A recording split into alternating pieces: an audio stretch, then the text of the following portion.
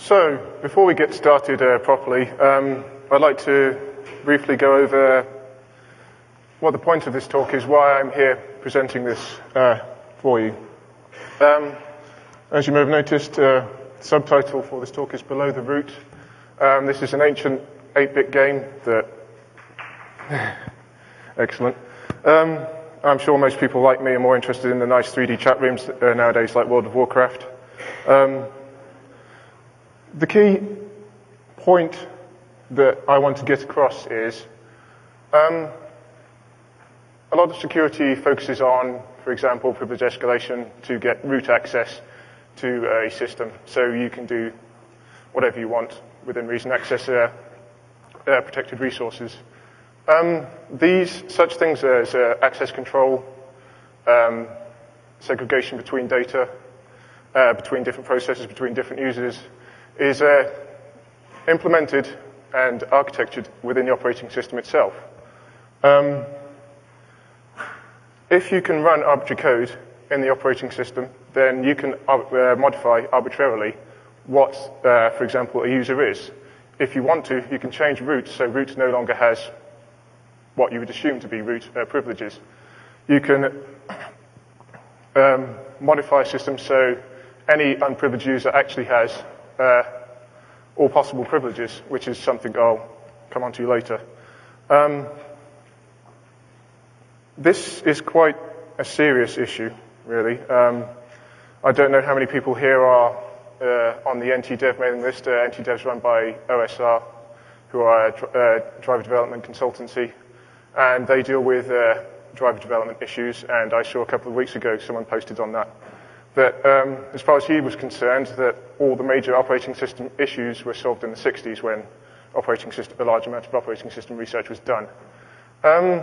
I would have one contention with this, and that's security, which to a large degree is being backported back into operating systems, and their implementation that was designed in the 60s has significant flaws that make doing such backporting it security quite a challenge.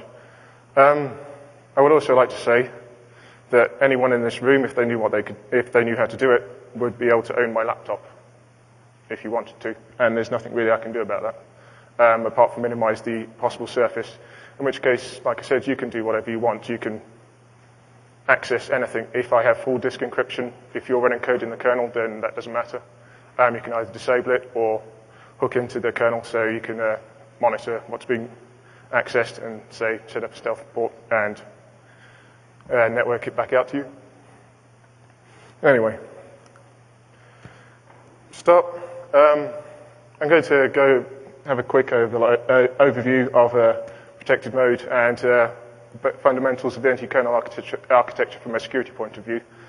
I'm sure most of you are familiar with that, so I won't spend much time. Potential attack vectors, how you can get access from an unprivileged user into the kernel. Useful tools that I use when assessing kernel code, either from a black box or white box perspective. There are a few examples. I'll go over, show you the kind of things to look for. One of them is as yet unpatched, but I'm not going to say what it's in, obviously. Defensive measures, so how, if you're a developer, what the kind of things you should be thinking about if you're an operating system architect, the kind of issues you should be thinking about, and how to make the operating system more secure. And future directions for work, so research that I'll be doing or can be done into making our operating systems, and hence anything that uses computers, more secure. So, nearly 3 decades ago, Intel released the 8088 processor, which ultimately became the Pentium, which we use now, or Pentium clones, which are used nowadays, and is the most popular processor for certainly Windows-based operating systems, but is also useful for a wide variety of other OSs, such as Linux. For the 286, back in the early 80s, issues were identified in terms of operating system security and stability and Intel implemented hardware-based protection. So there is a segment protection at the page level and at the segment level for memory.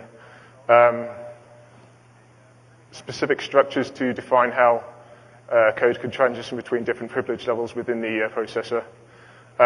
Different management of instructions so that sensitive or privileged instructions could be trapped or would cause exceptions if executed by unprivileged code. And 4 operating system rings, ring 0 to ring 3 being the least privileged, that would allow then the operating system implementer to implement a secure kernel that would provide access to hardware resources underlying that, and then provide services to the user mode code so the user can do what they want. The NT kernel itself provides segregation of processes. This is done by keeping a page directory for each individual process. An important issue, protection of the kernel from user mode. User mode normally can't access the kernel. The kernel will be, memory will be marked as supervisor memory and will just cause an exception. But if the user mode, some user mode code requests that the kernel perform some processing on a buffer, then the kernel has to do that processing, and there is no distinction, or as far as the kernel's, there's no hardware distinction as far as the kernel's concerned between user mode memory and kernel mode memory. So the kernel has to have some other way of deciding whether a buffer is valid or if it's just being asked to override arbitrary memory. Up until Windows Vista, the graphics subsystem was entirely in the kernel. That's changed for Vista. I'll come on to that later. And there's also session management for terminal services. The NT kernel, as I said, has to provide services to user mode code for hardware management and internal operating system management. System calls are well known, well documented, so I'm not going to talk about them. Device I/O control, there are several papers on that and how to hook that to monitor I/O control code sent into the kernel. The only thing I would add with that is there are some issues beyond. Most people will sit there and the NT kernel supports 3 different I/O modes, buffered, direct, and neither. And most people say, oh, you should look for the neither, because that means the kernel will get the pointer directly from user mode, and if they don't validate it, then you can pass a pointer into kernel memory, and may be able to overwrite arbitrary areas of kernel memory, or have data disclosure by reading arbitrary areas of kernel memory. Of course, if the structure passed in, if it's a direct, or if it's an MDL or a system buffer, then if that contains pointers, those pointers also have to be validated by the kernel code. Graphics drivers, not something that's really been discussed to my knowledge. There are APIs from user mode to pass data directly to graphics drivers in the kernel. This has changed slightly for Vista, as I said. There are 2 functions, draw escape and exit escape, which are very similar to device I/O control. And as I said, any data that's passed up to the display driver needs to be validated. There is the paper that accompanies this talk has much more technical detail if you're interested. There are, of course, the networking kernel networking components, NDIS and TDI, to provide transports and interfaces to the underlying hardware. And on Vista, the Windows filtering platform and the WinSock kernel for to allow kernel mode network filtering, so firewalls.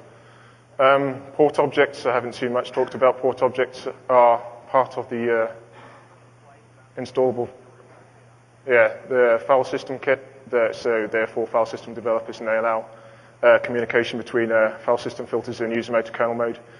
They have a slightly different interface to the other typical user mode APIs, but they're fairly similar. Essentially, they're just wrappers for some standard user mode APIs. The Windows driver framework, I'm not going to cover much. There's more detail in the paper. The Windows Drive framework was developed by Microsoft to simplify kernel development under Windows.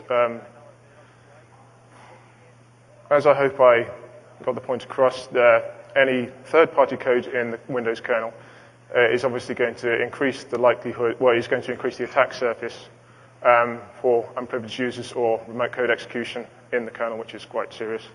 So the WDF what has been implemented by Microsoft and is essentially just a wrapper for the older Windows driver model to simplify and help reduce the attack surface and the typical coding errors that happen in kernel mode code. Going back to graphics drivers, the main reason Microsoft moved one of the kernel components from kernel mode to user mode is, according to their own statistics, 20% of the blue screens they receive actual data on are caused by display drivers. There are also kernel mode callbacks for things like registry access, process creation, image loading into memory, and typical hardware interfaces. So either communicating with hardware, either via mapped memory, or internally by using the low-level instructions, for example, on the x86 architecture in and out, so doing port I/O. And listening to hardware, which is typically triggered by hardware interrupts, which a device driver will keep a context of and then pull any data up from the hardware. So, given that outline of the architecture, what could we do from user mode? Is there the possibility of going directly from user mode to kernel mode just by circumventing the protection mechanisms in place? There has been some talk recently, particularly by Theo Durat, about CPU bugs and their exploitability.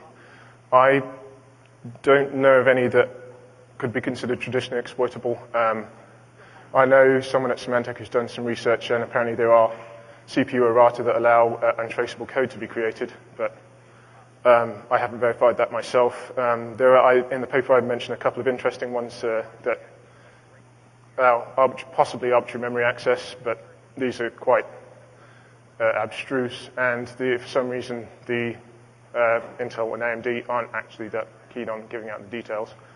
Beyond that, there's also the issue of operating system design itself. If there is a flaw in the design, then that is going to allow unprivileged code access to, that may allow unprivileged code access to kernel structures or code. The best example being Windows 95. So if you are familiar with the protected mode model, the GDT and I believe the IDT were in the user mode portion of the address space, so were directly writable by a user mode process, so trivial to exploit.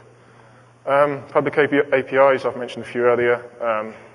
A lot of these are well known, typical ones like start service, device error control, or Xescape for talking to display drivers. Undocumented APIs, well, publicly documented APIs, or documented by Microsoft, but have been documented by other people who are either reverse engineers or security researchers, such as ZW System Debug Control or ZW Set System Information, which provide interfaces for controlling the kernel debugger, apart from Vista, which has changed, and internal NT management. There's also the